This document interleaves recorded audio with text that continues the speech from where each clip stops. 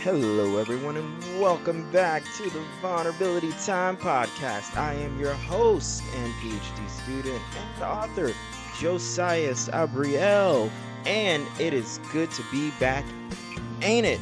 Alrighty, folks. So, few things before we get the episode started. One, you are loved. Two, if you're subscribed on YouTube, that is beautiful. Stay subscribed on YouTube, but also subscribe on Apple or Spotify or another platform in addition, just because sometimes YouTube skips certain episodes and sometimes it doesn't. And it's really weird. I don't know how to fix that. It's on their end, not my end. So I don't know how to fix that. I reached out to someone. They should be working on it, but I don't want y'all to miss any episodes. It doesn't happen too often, but just in case, subscribe elsewhere. Last and third thing is go ahead and go on Spotify and Apple or YouTube and share the podcast and leave a review. Leave a 5-star review on Apple Podcasts if you can. It helps the algorithm. And just know that when you folks help the algorithm, you're also helping heal someone's life, save someone's life, encourage someone's life, uplift someone, help someone feel loved, all because you help the algorithm. So thank you folks for doing that. And with that being said, folks, enjoy the episode. Alrighty, so Marc, hello Marc, welcome to the Vulnerability Time podcast. Great to have you. Marc's a new special guest, everyone.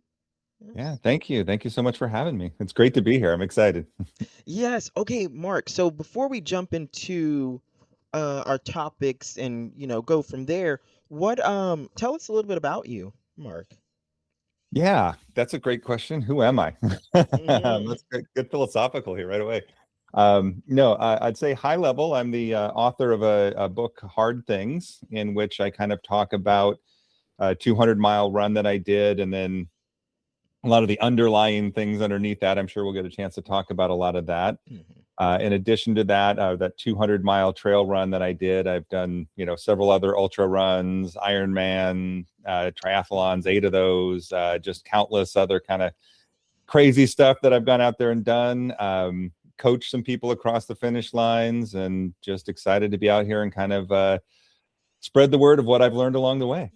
Nice. Okay, so growing up, did you ever think that you would become an author? Is writing something that you loved doing? Yeah, it was always a dream. I Hmm. loved to read. When I was one of those kids, I just worked through books left and right. Yeah. Other kids were out playing. I was reading a book. Yeah. And I think in the back of my head, it was always like this dream that one day I would write a book, and, it'd be on a, I don't know. For me, it was always like look on a bookshelf and see a book with my name on it would be like super cool. Right. And so now it's real. It's kind of crazy. Yes. Dreams do come true. Yeah. Yes. But we have Yes. to work hard to make them come true That's right. sometimes. We got to put in our And part. it took me a few decades to get here too. Yeah. So it's safe to say that not all dreams happen overnight. Absolutely not. Yeah. I feel like it's it's easy to get discouraged sometimes if it's in year 1, year 2, year 3 and you're not seeing the dream. So I think that's a beautiful reminder, Marc, to Yeah, share with us absolutely. that. And even for this book, the race took place in 2017. I actually wrote Hmm. the first draft of the book in 2018, Uh-huh. and then it wasn't right. And I just kind of knew there Mm. was just something missing. The voice, something just wasn't there. Yeah. And I played around with the plan, and then I just put it on a shelf, and it sat there for I don't know several years. Yeah. And then finally, I kind of went back to it. I said, "Okay, I'm ready." Got the help I needed, actually got a writing coach to help me, kind of really looked at it and then turned it into what it is. So, Mm. it took a long time to get to a point where I had something to write about. And even then it takes a long time to kind of get it from there. And then of course, that's just getting it written, let alone trying to get it published. That's a whole Right, nother right. nightmare. Yeah, the publishing part. Yeah, they will Yeah. find everything. Yes. Well, I think that's beautiful, because I think that many of us can apply that to our lives and our journeys. We don't, not all of us are dream it's to write a book. Some could be this or some could be that, but I think that the principle applies, you mentioned certain things that can apply to every dream. Yeah. Um, Well, I'm sure you didn't just pull this podcast up one day and start doing it, right? right. I mean, that took some work. Yeah, it's I sat and did nothing with the idea for 2 years, and in my own book, my first book that I published, um, that took I published it when I was 21, I believe, but that took 6 to 8 years of me with just sitting with it, Mhm. every now and then, very rarely I would go back and do maybe some edits or nothing. But it that took a whole journey of like 6 to 8 years. And a lot of those years was just me just sitting, it was just sitting on my mind, but it kept sitting on my mind. So it grew more attention because it was there so long, in the back of my mind. And Yeah. I'm about to publish again well, I'm thinking about it. My dissertation, I might publish it into 3 articles, but let me not. I don't want to think about that right now. I'm on That's a summer whole nother break. thing. I'm on Yeah. summer break. But There you go. the point of the matter is yes, like uh dreams can come true, and it's okay if it doesn't happen overnight. Yeah. I look at it that sometimes it needs time to brew, right? Like it's just not Mm, ready yet. It's, like you're cooking it sitting on the stove and it just needs its time before it finally hits just okay, we got the flavor right, right? We're right where we need to be. And so it can be frustrating. Like, I want to yeah, get this done or I can't get it done. And I know I was frustrated because it just wasn't right. I couldn't tell what wasn't right. And I just right. wanted to put it, get it done, right? Yeah. But so sometimes there's trust, right? Yeah, like you said, everything comes in time, and then there's just trust that time's there for a reason. Yeah. Ah, yeah. So maybe something's not happening overnight on purpose for a reason for the benefit of the dream. Absolutely. Ah, yes. Beautiful. All right. I don't know who needed to hear that, but that message is for you folks. Whoever is listening and that resonated well with that this was not planned topic. So this yes. This is and yes. Yeah, Someone out there. This is your sign. This is yeah. your sign. Okay, well, Mark, well, thank you for sharing a little bit about you, Mark. Okay, so our topics today are vulnerability and your journey. Hmm. So, Mark, take us through there. Take us through your journey and vulnerability. I'm Yeah, sure vulnerability is in your journey or a part of your journey. So, take us through there, Mark. yeah. Well, it started, you know, way back. I didn't realize that, of course, way back in our childhood where a lot of this stuff starts. But when the actual journey was kind of right before and leading up to running this 200-mile ultra race out through the Cascade Mountains up here called the Bigfoot 200, um, and that's what the book tells the story of is completing that race, but more or maybe equally, it's kind of the journey in my mind and what was kind of going on, and that was definitely it required a lot of vulnerability. So I started, I think, well, actually, here's what happened is a good friend of mine Mhm. says, why are you running 200 miles? Right? A legitimate question. And I would always just say, oh, because I have a free weekend, or I want to stay healthy, or I don't know, whatever. I'd have some kind of, funny or flippant or easy answer. And she was Mhm. just like, no, why?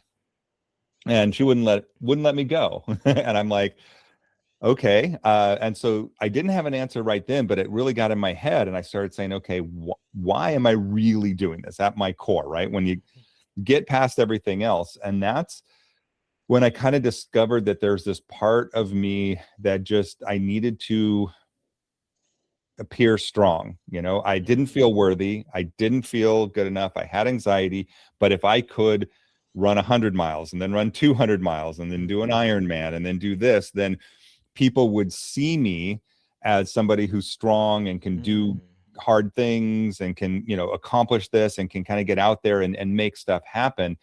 And then and so that's where I found myself. And then once I was there, then I really kind of had to say, if this is it, then that's where the vulnerability comes in, is like, I've got to break that mask, take that shell Yeah. down, because it was Mm, affecting my relationship with my parent, my mother. It mhm, was reflect my siblings, my own kids, my partner at the time. And it wasn't until I could kind of come out and say, hey, I'm scared, or I'm anxious, or mhm, example in the book is, there was a really bad training experience that I had, and everything mm, fell apart, and I didn't tell anybody about it because I didn't want them to think I was weak, again, not good enough, or could right, fail. So mhm, that ability to kind of say, hey, I screwed up, or or this didn't happen the way I imagined, or whatever, was really where that vulnerability came in, and kind of really, I mean, changed, of course, my life from that trajectory on. and okay, so how did, um how did you so you said you had to, break the mask. How did you do that? Yeah, that was hard.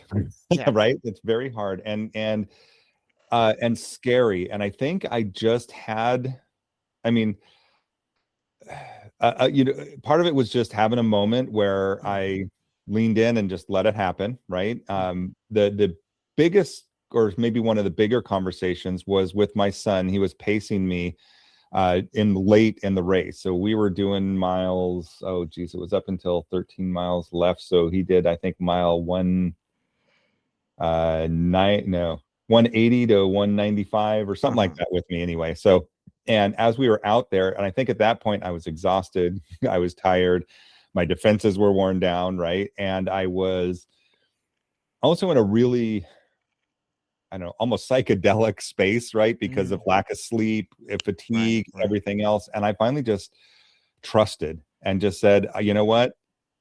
I'm going to lay it out there. And I told him, I said, here's what happened with this bad training weekend. I actually wasn't even going to start this mhm, race here. And I kind of laid it all out. And there was so much fear of the shame, right? mm, Like the judgment. He was going to see me as, dad's not good enough, or dad's not strong, or dad's weak, or mm, any of those things. And finally, and what was crazy was, it was so scary. It was so hard. yeah, And it took this extreme thing to be.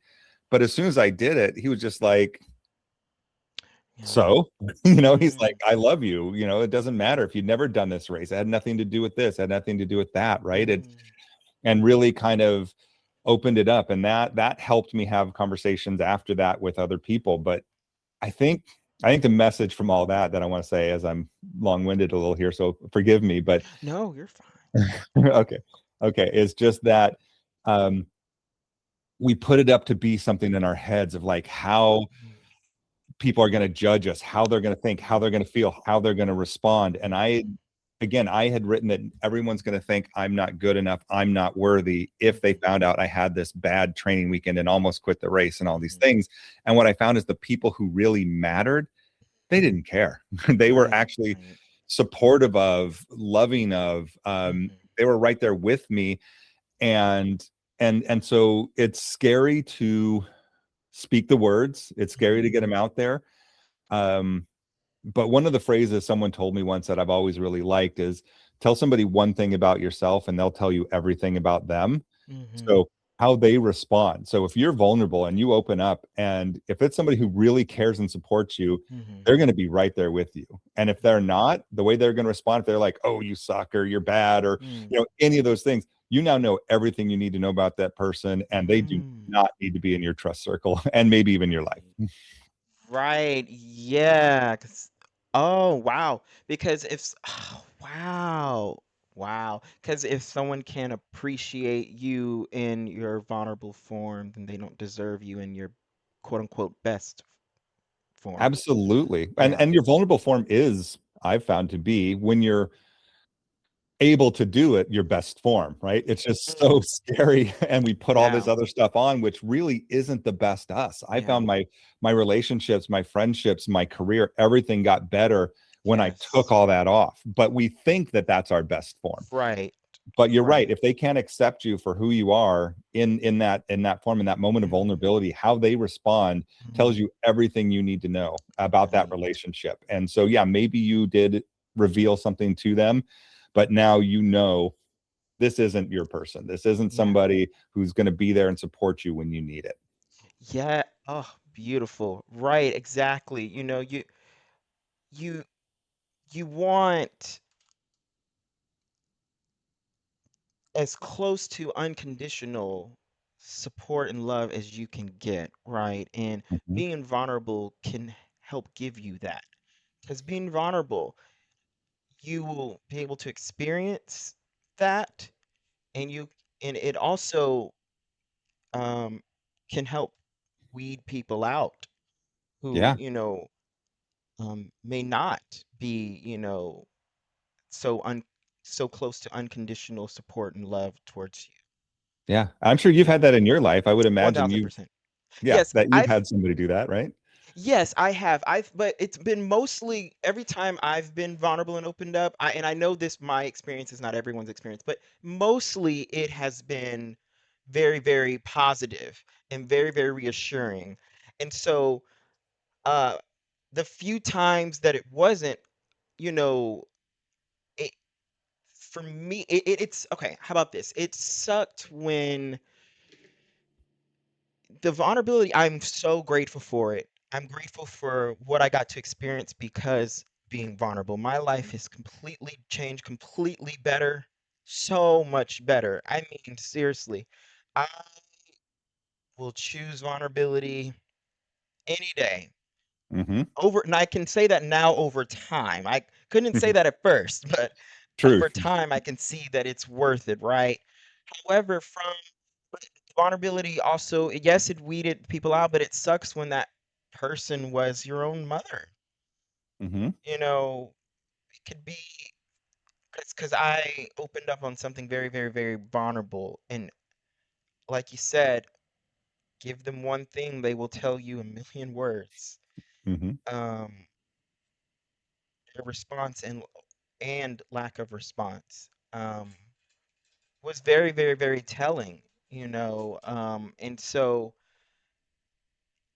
yeah, it so it hmm. And I also want to say there have also been times where I thought others would respond to my vulnerability the same way as my mom did, Mm-hmm. right? And then they didn't. It was very positive. So I love when, after all that fear and shame that I had gets proven wrong. You know, the Yes. shame aspect I'm not a fan of. However, I do understand fear trying to protect, right? Just Mm-hmm. not knowing, you know, when, which, how. It's not knowing all of that all the time. So, and that's where I found that vulnerability and courage is strength. Like, you don't have to wait till you're not afraid to do something, Yeah. to actually act on something, If you you wait know. till then, it ain't gonna happen. Let's be honest. Right, exactly. And it takes strength to do something even though you're afraid. That's where courage comes in. So that's why I'm like, vulnerability is literally a strength. And literally biologically and psychologically, vulnerability is a strength. You literally have to express emotions. You literally have to talk about things so that your body can be physically well. Because folks, holding in emotions, holding in things, it leads to higher cancer rates. It leads to more mental illness. And this, folks, you can research this. That's why I'm just like, when folks are taught, oh, you can't cry, that's weak. No, you're literally supposed to cry. Folks that hold in their tears for so long, that has long-term ramifications. And so a lot of folks, they will see it when they're older, and everyone's all confused why all of a sudden they have heart disease or cancer, and they were eating healthy and things like that. But oh no, it was stored up emotions, it was stored up trauma. See, the body is trying to, I found in my research, the body is trying to purge out what is harming it. And it's going to do so whether you do it or it's going to do it, because we think we're holding something in and we think we're fine, and then 20 years later, oh, all of a sudden you're having heart palpitations. All of a Yeah. sudden your blood pressure's skyrocketing. Like, how? things have been great. Well, there could be something. I would love to see even more brain scans um of folks that held things in versus folks that didn't. We will see a difference. And so I'm not shaming, I'm just saying like what society has taught us saying, vulnerability is weakness, you shouldn't cry, that is not based on research, that is not based on psychology, that's not based on biology. Because biology and psychology says the exact opposite, that you have to. You Yeah, need to, for your own sake. You need to, or else your body will take it out on itself and others, absolutely. but also itself. So that's why I'm just like, yeah, the healthiest person, well, they ate all healthy and they exercised, but all of a sudden they have all these, when they get 50, 60, they have these certain health conditions. They're Yeah. just like, where did this come from? When the doctors can't tie it back to oh, maybe you weren't eating healthy, maybe you were smoking. They're like, no, wasn't smoking, was always eating healthy. That's a lot of where it can come from. And I'm not saying this is that way for everyone, but I'm just saying this is a definitely a huge reality. And folks, when I speak about these things, I'm not just pulling opinions. It's literally tons of research and caused me to look at myself, you know, to make sure that, hey, like, you know, found out your grandmother died, you better cry. You better grieve. If it's in you to cry, you need to if you're feeling like you need to cry, cry. Get it out. Yeah. Don't put that on leave that on your nervous system. Um so yes, and go ahead, Mark. Look like you're about to say something. Oh, no, I was Oh, just saying I hear all of that, and I was there and I did that and I held it in for a long time. And yeah. actually, what I think a lot of other people do is the way because I couldn't vent it off emotionally, one of the ways I vented it off was with all this running, all the exercise, everything I was doing. Um, and it was a way to the way I kind of liken it sometimes is I'm letting the steam off, right? But I'm not Mm, stopping the building of the pressure. And mm, eventually it's just not enough. And it did catch up to me as it does yeah. to us all. But I think so you need to release it. And some of us try to release it in other ways. For Right, me, it right. was running. I know I've seen Hmm. exercise, I've seen workaholics. I mean, we've got ways that Yeah. we're trying to just let Yeah. it go, but that's not the way. Right. You just gotta let it happen. Yes, because what we and I don't mean this folks in a shameful way. And the reason why I keep saying this is because once upon a time I did mean this in a shameful way towards men. A long, long, long time ago, just because men were the ones that bullied me for having emotions. When it guess what? Turns out, oh, you're supposed to? Yeah. You're supposed to? Like I'm at a less likelihood for cancer because of it. Like I'm at a less likelihood for this and for that because of it. Um, so yes, but like yeah, like Mark is saying, what we run from follows us, what we face can free us. Mm, Um, that's beautiful. and yes, and it, you know, I've had, I've done things where, yes, there comes a point where, a coping mechanism can be, uh, a healthy coping mechanism can be healthy, right? Then there comes a point where it turns into distracting isn't addressing. So it's like we Mm, can, yeah, and so that's the thing. So like Mark, like how you said at the end, like, honestly just face it. Face it because like yes, the running can help for a certain time and that's helpful for a certain amount of time, but there's still more going on that can, mess with the body, the brain, and just us in general. yeah. Yeah. And I think for me, if this helps anyone, a big part of the reason I sometimes often held it in addition to all the other Mhm. conditioning and other reasons we've got out there, was I was afraid that if I surrendered to it, it would take me over, right? Like Right. if I cried, then that's gonna be the rest of everything's gonna fall apart and I'm gonna lose it, right? And um, love therapy, highly recommend it. Spend some time in it, still am in it. Me um, too. We love therapy. right? And my therapist kind of pointed out, again, getting into some facts and other good information, was that, you know, I think the longest, like, recorded, like if you just let it all go and you're full emotional crying or whatever, the longest is like 20 minutes. The average is something like, it's like 3, 4, 5 minutes, something like that. I'd have to look up the exact number.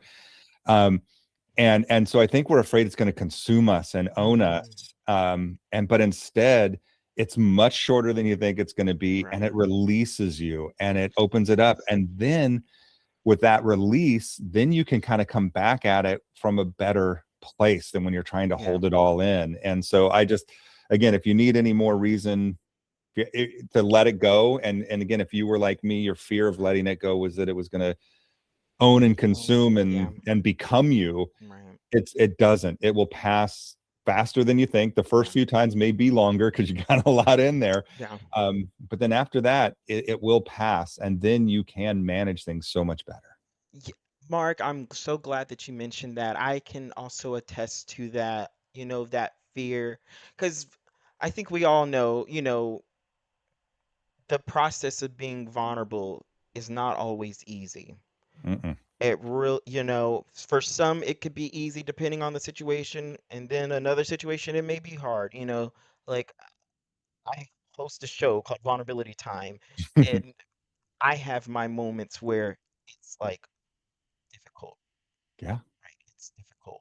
And so I really like that you mentioned another aspect on that spectrum that makes it hard is that, that fear that it'll consume us, like that crying. For me specifically, it was crying, like, will that consume me? So I remember I had to tell myself, "L- practice letting go. Just let Mm-hmm. go. Because what you're holding on to, if we hold on to the more we try to hold on to something, the tighter our grip gets. And the Mm-hmm. tighter our grip gets, the more whatever we're holding on to can suffocate. And so Mm. we have to let go. For example, but that's more symbolic, right? But it can be applied to a lot of situations. For example, like I tried to hold on to a relationship, and the more I tried, the harder my grip got. Mm-hmm. And that was not fair to the other person or to Yeah. myself, but the other person, and I didn't realize it until hindsight, you Mm-hmm. know, that um the practice of like just letting go, because that fear, it was that fear that if I let go, which yes, letting go was the best thing, but if I let go, will it all fall? Yeah. Will it all fall? And so I've seen that show up in other I can see that show up in other areas of my life, such as crying, right? Such as, just being vulnerable with myself, you know, um, because there Yeah. are so many things. I don't know if anyone else goes through this, but there are things that I can be vulnerable with someone else about it, but being vulnerable to myself about it. Like I can say the exact same thing to another person and say, "Hey, this is what I just realized about myself," but me coming to that conclusion on my own to myself, that's that. Ooh. Why is that so different and differently difficult? Right. Isn't it supposed to be the opposite? No. Yeah. Yeah. No, and I'm with you. And it's like there's things I'm like, I know in my head, Yeah. but getting that no in your heart or in your soul. So Mhm. like, like, oh, I should feel this way. I should be this way. I know when I let go, it's going to feel better. I know all these things. I can rationalize them. I know them. But then when it comes time to actually like do it, or feel it or believe it in that heart and soul, it's harder to get it there. So much harder. So I hear you on that. I absolutely hear you. Thank you, Mark. Mark, that was so wow. That was wise and profound. I'm literally on the brink of tears, Mark said, because knowing in your head is one thing, but to get to know it in your heart. I wish those two were on the same thought process sometimes. Yes. Sometimes Right. I wish I wish. Sometimes it takes the heart, at least for me, it takes my heart some time to catch up. So that's why Hmm. like I would always say like Like you said it in a very profound, beautiful, poetic way. I would say it in a more long-winded way. I used to say like my logic, I will, if I, for example, way, way, way back then when um, I was in unhealthy relationships, um, and relationships that can be anything. I don't just mean, um, romantic. I mean the whole spectrum of it, Yeah. right? Um, I would say like thanks to therapy Hmm. and thanks to just like, learning at that time self-awareness, I cut off the relationship from my life. Like logically, I did it. I said no. I said no more. Goodbye. This isn't healthy for me, or we're not healthy for each other. However, though the relationship ended, my heart just could not comprehend that logic at that moment. It's like it took it a year or two to, for the heart to catch up. Yeah. The brain got it. So I allowed that's how I got through the first part of my healing journey was through just my actions. Like I knew love. Well, I kn- not knew love. Okay, let me rephrase that. I knew who to have, like I knew who was healthy for me based off their actions, and I knew how to be healthy back thanks to, their actions, thanks to what I learned. I learned what hate was. So I was just like, so the direct opposite must be love. And that's how I started Mm. off, right? Um, and so it's like my external started to it started to look even more healthy, and now it's just healthy. But at that time it was looking healthy, but the internal, it came to a point where I was just doing the actions, consciously doing the actions because I knew my heart would need to take time. So all that to say, now I can say it in a more poetic way. It's like, the head and the heart. Yeah. Yeah. Well, thank you, thank you, and that's I'd love to say that was all mine, but that's years of trying to put stuff together on my own side here Yeah. too. So, and I love too this parallels a little bit what we way back what we started talking about our initial digression with that patience, right? And like Mm, things aren't always ready, and sometimes things need to catch up. yes. Sometimes the book is ready, but other things need to catch up. Sometimes Mm, the head is ready, but the heart needs to catch up. And I think mm, again, it's being in that interim space is hard, but I think you're also right having tools such as mm, okay, the head is there, at least I can lean into that part for right yeah. now, Yeah. right? And I can work with what that's given me because that's giving me the tools to make it through today, and then eventually the heart's going to catch up and that'll give me the tools to make it through much further and keep kind of going. So Yes. yeah, and we there's reasons it all does what it does in our body, right? I mean, Yeah. again, it'd be awesome if they both align day one It would and be great. where you Yes. go, but We are the fact is it complex doesn't. beings. Yeah, yeah, Yes. We are complex beings. The body's complex, the physical body, the mental, the spiritual. It's everything is very complex and they all interact with each other. Mind, body, spirit, and absolutely. the body has like the nervous system because that's also the second brain. So Hmm. so that's in that yep, that's there. That also takes a while to catch up. Um, can take a while to catch up. So yeah, something that I wanted to mention or ask. So towards the beginning, you had mentioned that you had to do some digging before you saw that, okay, I need to be vulnerable or address this. What made you like even start to dig to begin with? Because it looked like that was some work on your end to have that reflection to just be like, okay, I need to dig to see more. Yeah, no, that's a great question. Great question. I think the biggest part was again, I think we're getting a theme here, but it was my head kind of knew things could be better or different or wanted them different, right? And I'm saying my head, I don't know what it was. There's a part of me, let's just put it that way, that knew that this wasn't right, right? I knew that holding it in wasn't right. I knew that continuing to push my boundaries and challenge myself was it was unsustainable. Eventually I'm going to hit a distance I can't do, or my Yeah. body's going to fail, or something's going to happen. And then what, right? If that's the only thing that's keeping me going or making me feel good, or Yeah. and I also knew that there were these gaps in my relationships.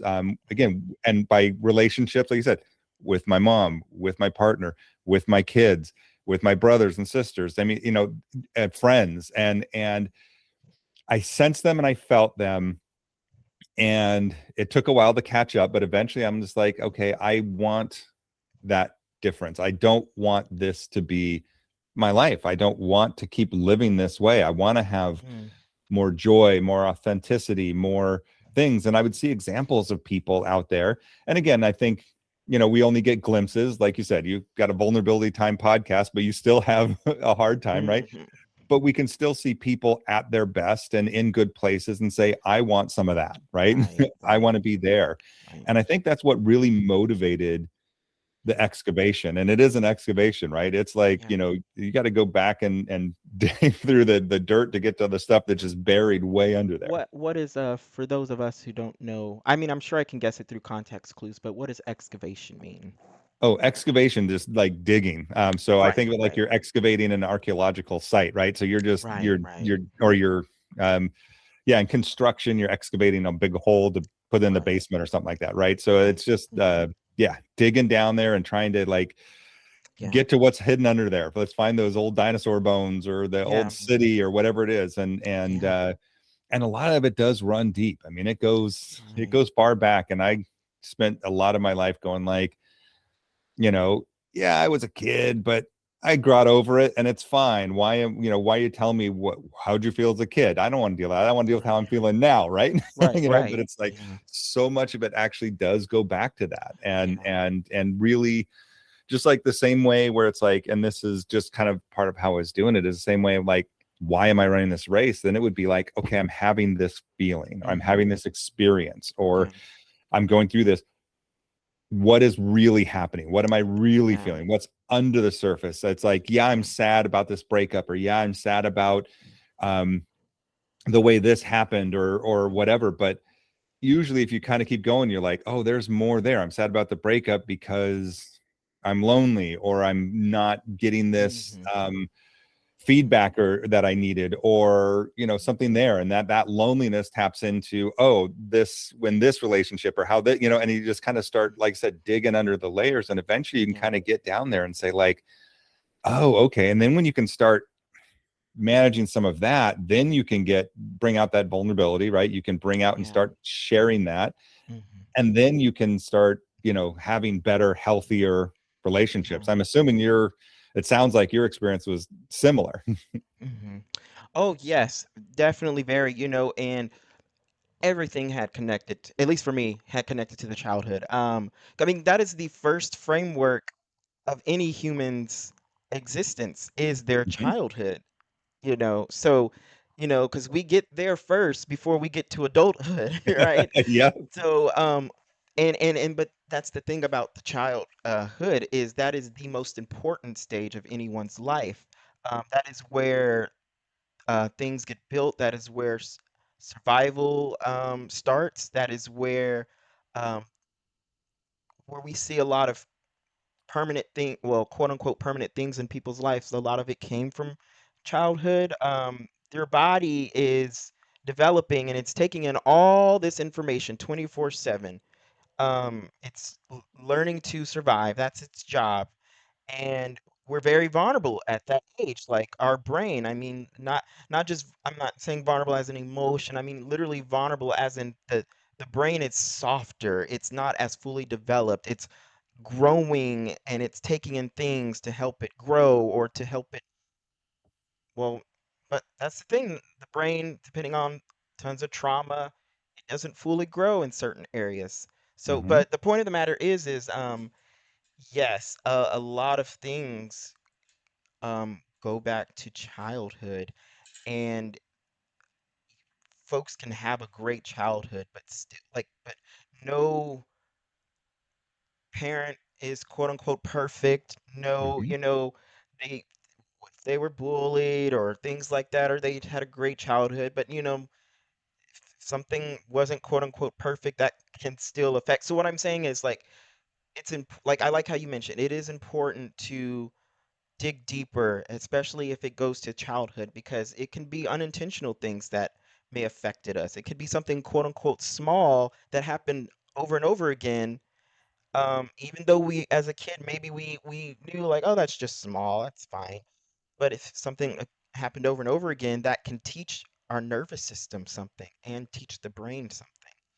Yeah. 'Cause the subconscious is very, very, very powerful. That thing operates when we don't know it's operating. Yeah, a lot of people, including myself, you know, operate unconsciously conscious. That's Yes. the same. Oh, I love that. Yes, unconsciously conscious. Yeah. And I think it's even like the like you're saying the littlest things like I'm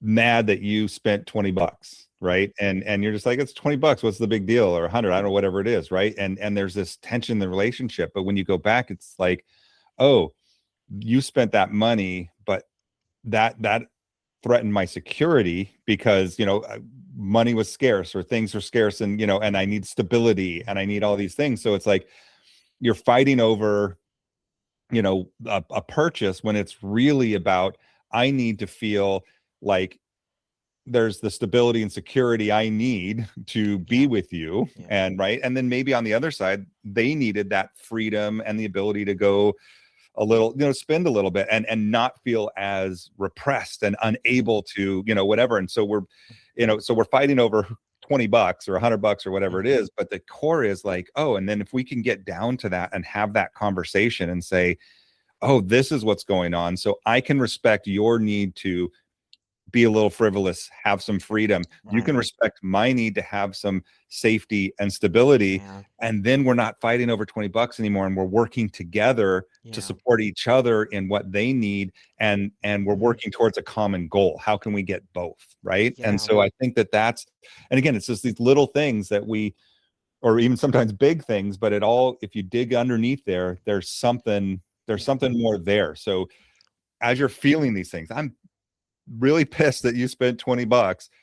That's a good moment to kind of pause yeah, and start that thing. And it's not always easy, right, right? right.